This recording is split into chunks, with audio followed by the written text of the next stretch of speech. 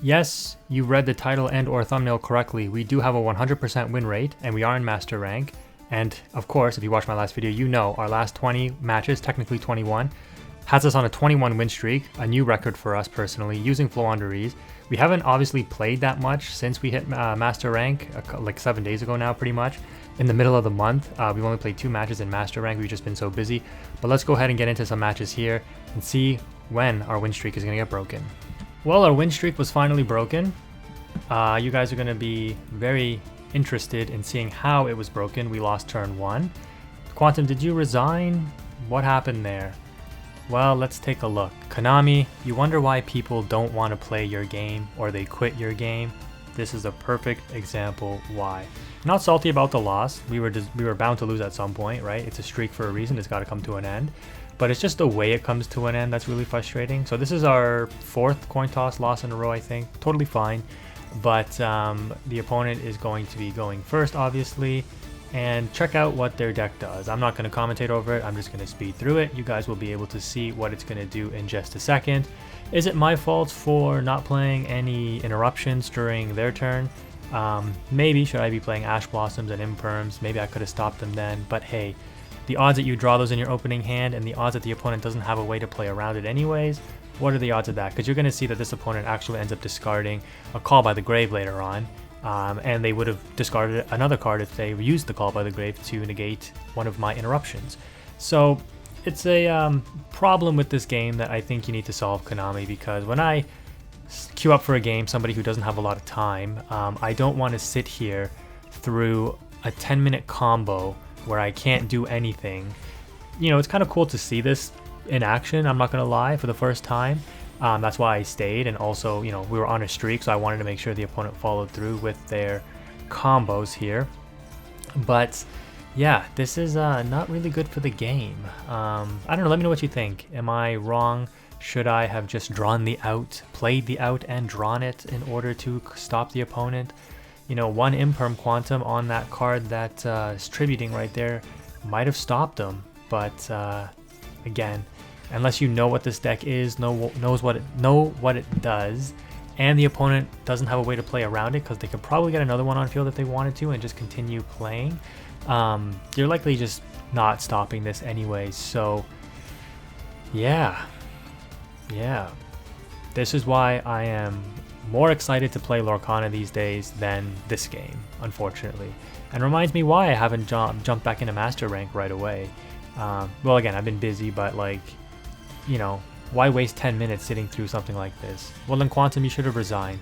Yeah, I should have, but again, just wanted to see them finish it out, so I can't really complain. But if I go through this again, I'm like, what am I gonna do? Just scoop it up early? I guess so, right?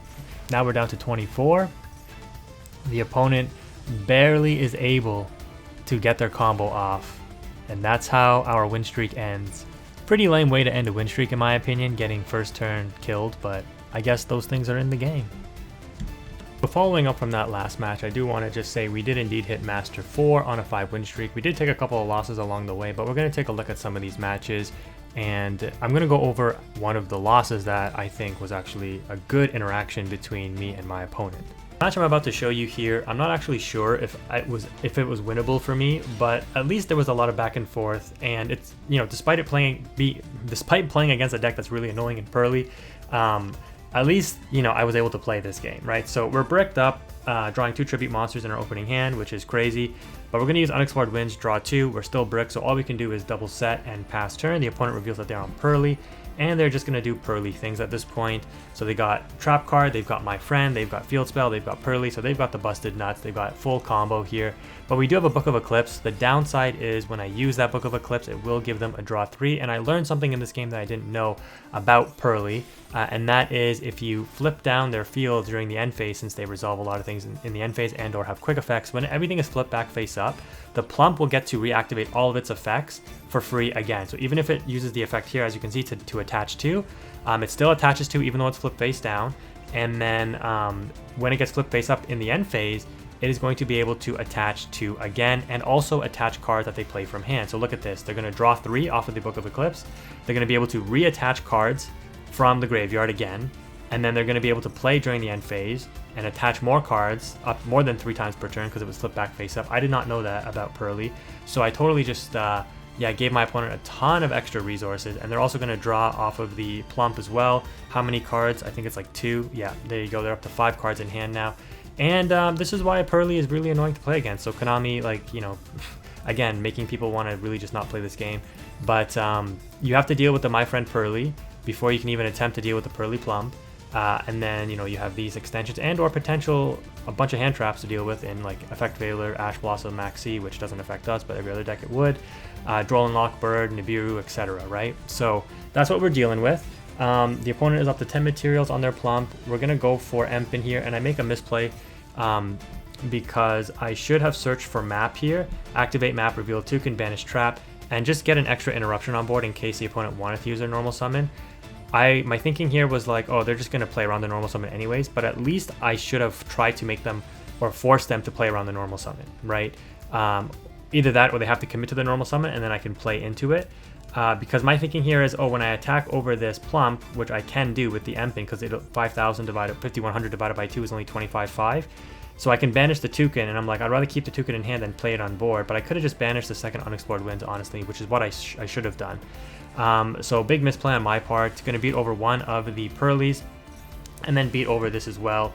And then they're only going to get Field Spell effect to bring back the Pearly, the Pearly, and of course they hit off of it again. So they are stacked on resources despite taking out the My Friend. Then they're going to banish Trap Card to recycle the Plump and the Pearly back into the decks. And then, draw a card per turn, and they're on 7 cards, which is crazy. Of course, they have the second My Friend. That was expected. They go into Princess Sprite, and I should have activated the Dreaming Town here for a number of different reasons. One, to get the Robina off board, because I could double tribute for whatever I search off Eaglin. They can't really negate this because I chain block with the Toucan. They can't obviously play Imperm from hand. They could Veiler, but I could Called Y. And I think that's it, right? There's no other interruption that they could have at this point. So because I let this battle phase go through, I knew they wanted to go for a Zeus play, but I could have obviously used the Unexplored Winds as well to out the Princess Sprite. Now, they could continue in main phase 1, go for a bunch of plays, but if I at least brought Eaglin, I forgot that Snowl actually will flip down their whole field. And again, if I would have gone for Map in this scenario, Map could have, you know, if I do flip down all their special summon monsters, if they opt to normal summon, and then they upgrade their like Lily per Lily into like a Plump again, then the Snowl will flip all their cards face down still. So the normal summon here doesn't do anything. I could still flip down all the face down monsters, or all their special summon monsters, and the Pearly Street doesn't protect it because the Snowl does not target. Now the only downside is if I would have went for that play with the map, I would not have anything in the graveyard or in the banished pile to chain block the Eaglin with, and the odds they have Ash is pretty high.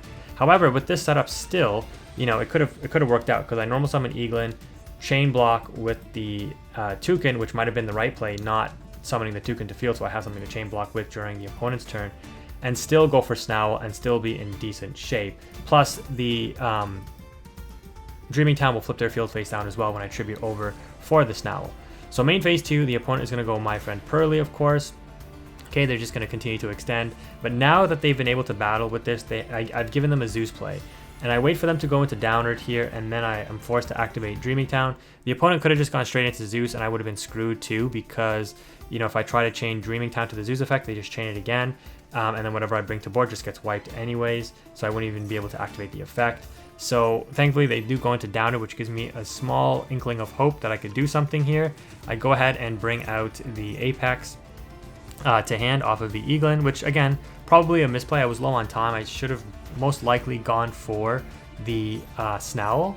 But again, the opponent has so many cards in hand, and they play Triple Tactics Talent, and in this case, Dark Ruler no more, negate my whole board here. So my Omni Negate is turned off, and yep, Triple Tactics Talent on top of that, which is crazy. Look at my hand and shuffle back. Like, this is what Pearly does. You can't beat it. This game was probably unwinnable just for the fact that they had the Dark Ruler no more anyway. So everything that I explained, I did explain it so you guys can understand it, but you can see that it was basically an unwinnable game. They're still going to be able to go into Zeus, and this is the luxury that Pearly has. Like, they don't even need to set up combo here. They just can wipe the board and play a slower game because they know that they have infinite follow-up, and that's why the deck is so broken.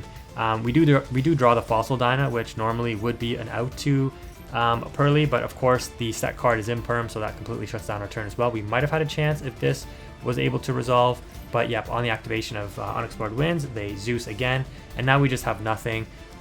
So yeah, we just lose to Pearly here. Bricking in the opening hand, trying to come back, but at least, like I said, this was an interactive game, and despite it being an annoying loss, at least it was a game that I was able to play through, and yeah, like, it's better than the previous loss that we took. I'll say that. You know, I'm not trying to complain, like, losses will happen, but it's when you really feel helpless, like literally in that first loss where you can't do anything, that the game just feels like, why am I playing this? And Pearly, I mean, Pearly is very frustrating, don't get me wrong, but I can count a number of times where I misplayed. The deck is just very powerful as well. There's a reason why it's tier 1. So if you're playing Floowandereeze and you're running into this deck a lot, you may want to consider main decking Herald of the Abyss or Cherries, Winter Cherries, which deals with the Noir. But aside from that, unless you go first and can set up like a Fossil Dyna or the Snowl and not get negated, and or Triple Tactics Talent, or Drolled or any other hand traps that they play, it's a very hard matchup for you to win with Floowandereeze.